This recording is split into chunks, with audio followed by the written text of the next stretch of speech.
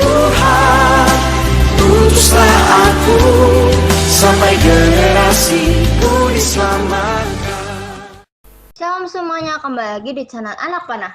Terus dukung channel ini ya guys dengan cara Subscribe, like, dan share video ini agar dapat membangun channel ini supaya nama Tuhan Yesus dimuliakan dan bisa menjadi berkat bagi banyak orang. God bless you. Shalom Bapak Ibu Saudara. Apa kabar Bapak Ibu Saudara? Kami percaya, kami berdoa agar Bapak Ibu Saudara tetap dalam perlindungan Tuhan yang sempurna dan tangan Tuhan dan berkat Tuhan ada pada setiap hidup Bapak Ibu Saudara. Saudara, kita tahu hari-hari ini goncangan sedang terjadi di mana-mana. Bukan cuma di Indonesia, tapi di belahan dunia yang lain pun mereka mengalami goncangan yang sama. Baik siapapun dia, orang akan mengalami goncangan yang sama. Yang membedakan, yang membuat berbeda adalah bagaimana respon kita terhadap semuanya itu. Pak, Bu, Saudara, kalau Tuhan izinkan hari-hari ini setiap kita melewati masa-masa yang sulit seperti ini, artinya ada satu maksud Tuhan yang baik buat setiap kita.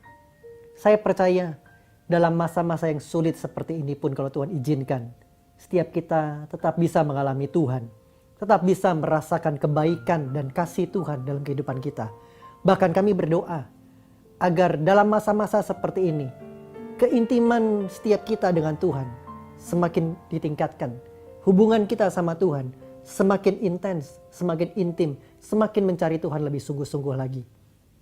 Saya buktikan bagaimana dalam masa-masa sulit Tuhan tetap berkarya. Ada sebuah ayat di Yesaya pasal yang ke-6 ayat yang pertama. Yesaya pasal yang ke-6 ayat yang pertama berkata demikian. Dalam tahun matinya Raja Uzia, aku melihat Tuhan duduk di atas tahta yang tinggi dan menjulang, dan ujung jubahnya memenuhi bait suci. Saudara, dalam pasal ini menarik sekali. Dibuka dengan perkataan dalam matinya Raja Uzia. Raja Uzia adalah raja yang sangat diharapkan. Raja yang begitu bagaimana orang Israel mengandalkan. Tetapi dimulai dengan perkataan dalam tahun matinya Raja Uzia. Tiba-tiba yang diandalkan, yang dia harapkan itu tiba-tiba lenyap.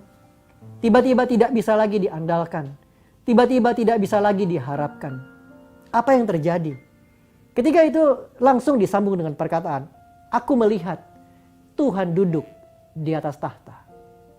Ketika yang sudah selama bertahun-tahun kala itu oleh bangsa Israel diharapkan, diandalkan, tiba-tiba diambil, diangkat, dan dikatakan Tuhan duduk di atas tahta. Apa maksudnya? Saya percaya satu ayat ini seakan-akan Tuhan mau berkata, hei, jangan andalkan yang lain. Andalkan Tuhan semata-mata. Jangan berharap kepada yang lain. Berharap kepada Dia semata-mata.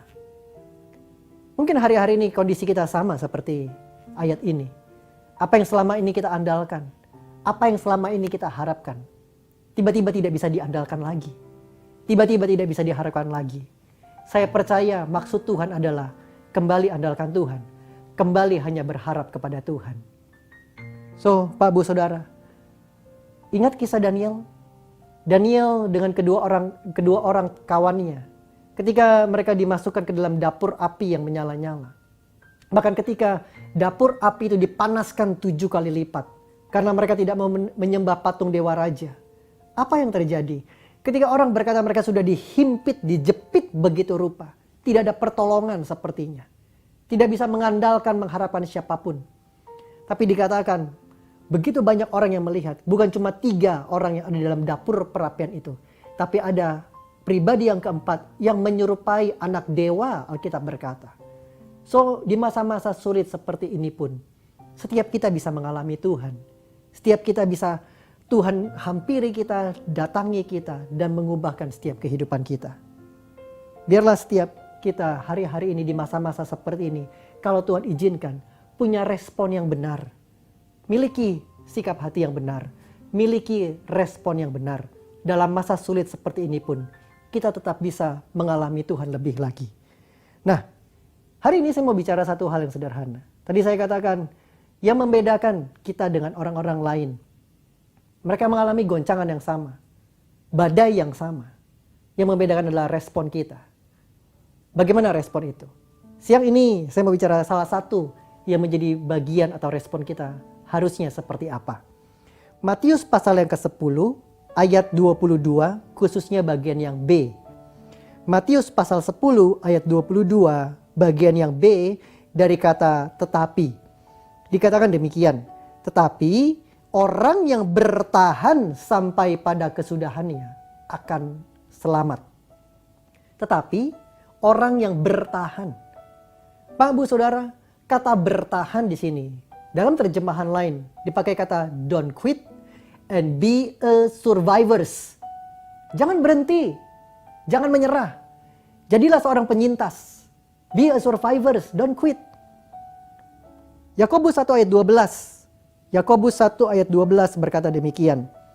Berbahagialah orang yang bertahan dalam pencobaan. Dikatakan orang yang berbahagia bukan orang yang cuma dalam kelimpahan, tapi dikatakan berbahagia orang yang dalam pencobaan. Dan kuncinya bagaimana mereka bisa dikatakan berbahagia? Karena satu kata tadi, bertahan. Berbahagialah orang yang bertahan dalam pencobaan. Kata bertahan di sini dipakai kata yang sama, yaitu don't quit and be a survivors. Pak, Bu, Saudara, apa yang membedakan kita dengan yang lain dalam masa-masa seperti ini? Adalah bertahan. Arti kata bertahan di sini dikatakan adalah don't quit and be a survivors. Apa yang mau saya katakan? Mari, salah satu respon kita adalah tetap tenang dan tetap bergerak. Don't quit and be a survivors. Tetap tenang, jangan panik. Tapi juga yang kedua adalah tetap bergerak. Pak, Bu, Saudara, saya ingat sebuah cerita menarik. Dikatakan nelayan-nelayan di Jepang ketika mereka mencari ikan salmon, maka ketika mereka membawa pulang hasil tangkapan ikan salmon, rata-rata ketika mereka sampai di pelabuhan, ikan-ikan salmon tersebut dalam kondisi banyak dalam yang kondisi sudah mati. Dan salmon yang mati tentu nilai jualnya berbeda dengan salmon yang hidup. Para nelayan tersebut mencoba memikirkan bagaimana caranya agar hasil tangkapan salmon itu tetap dalam kondisi hidup, sehingga mereka bisa mempunyai nilai jual yang baik. Akhirnya mereka menemukan sebuah metode yang cukup menarik. Apa itu? Di kolam tangkapan di kapal tersebut mereka taruh hiu-hiu kecil. Jadi ketika mereka dapatkan hasil tangkapan ikan-ikan salmon, ikan-ikan salmon tersebut dimasukkan di dalam tempat penampungan atau tempat penangkapan ikan. Dan di situ mereka dikejar-kejar oleh hiu-hiu kecil. Apa tujuannya? Ternyata ketika salmon-salmon tersebut tetap bergerak karena dikejar oleh hiu-hiu kecil tadi, ketika mereka kembali ke pelabuhan, salmon-salmon tersebut didapati tetap dalam kondisi hidup. Ternyata bergerak itu membuat kita sehat. Bergerak itu membuat kita hidup. Seorang dokter ortopedi berkata, waktu kita bergerak minimal sehari 3.000 langkah sampai 5.000 langkah, maka itu akan membuat sendi-sendi kita menjadi sehat. Pak, Bu, Saudara, ayo tetap bergerak. Alkitab seringkali berkata, ketika Tuhan menuntun bangsa Israel keluar dari Mesir, mereka ketika tiba di tempat yang bernama Horeb. Horeb artinya kering, artinya tandus, artinya mereka begitu gersang. Tiba-tiba Tuhan berkata, sekarang berangkatlah. Kata berangkat artinya bergerak. Ada sesuatu yang mereka harus kerjakan. Pak, Bu, Saudara, percayalah.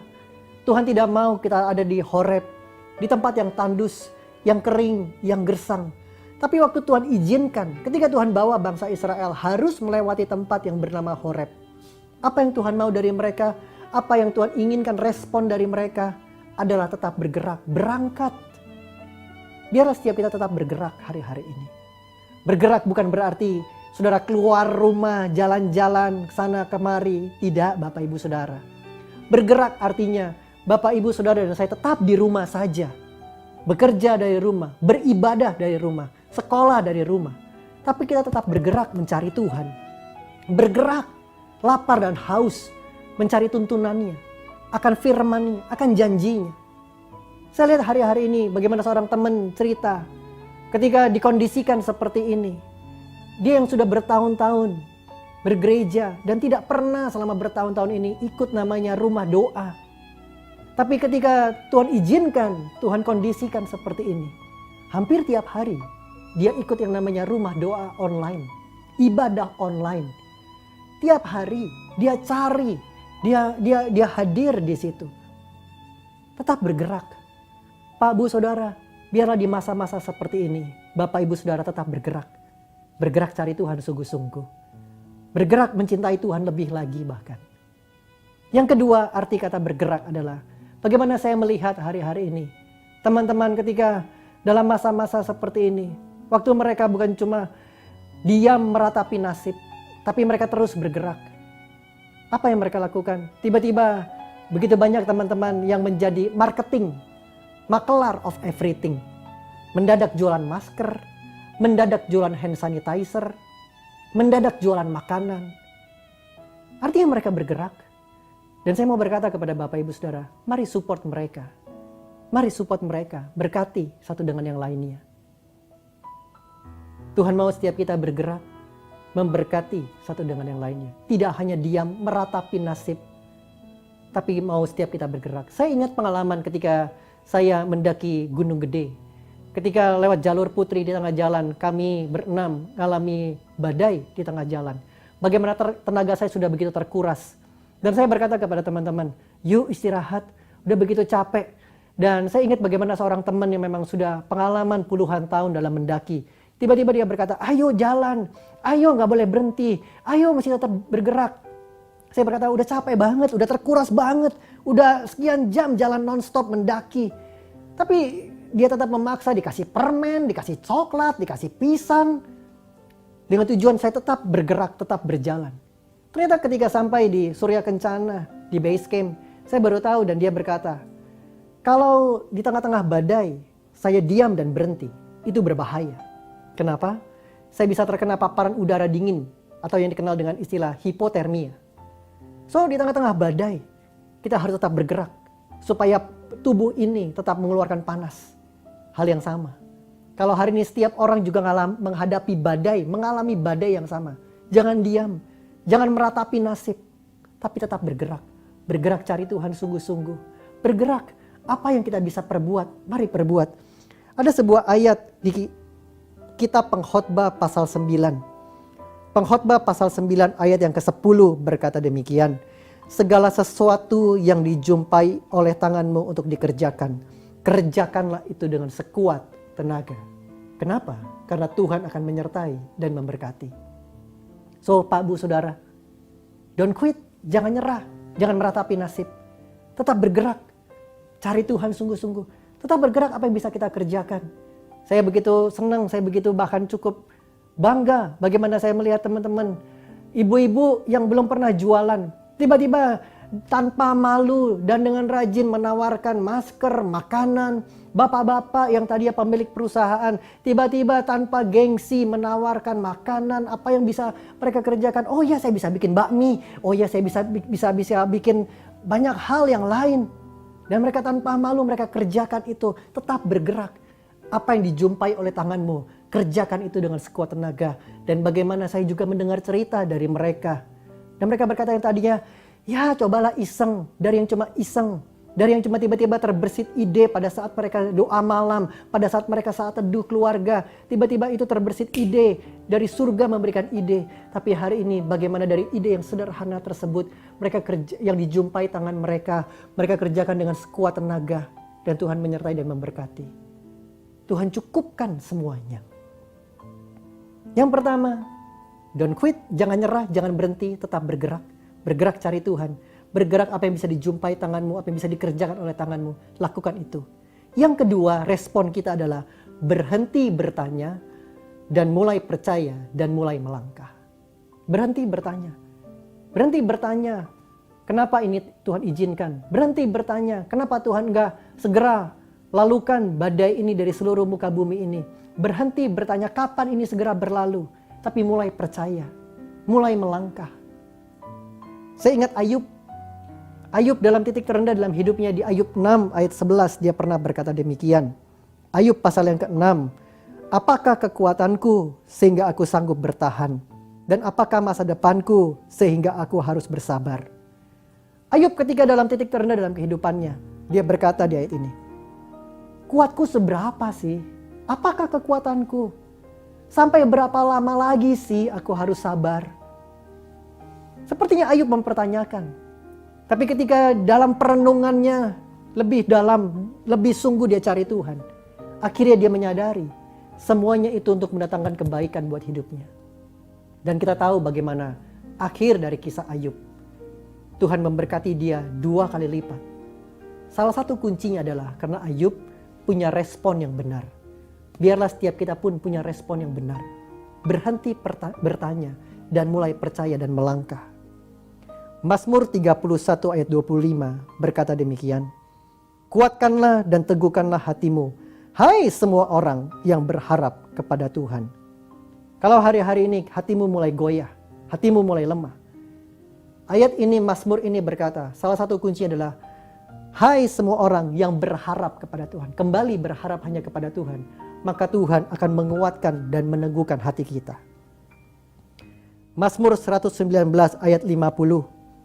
Mazmur 119 ayat 50 berkata demikian. Inilah penghiburanku dalam sengsaraku.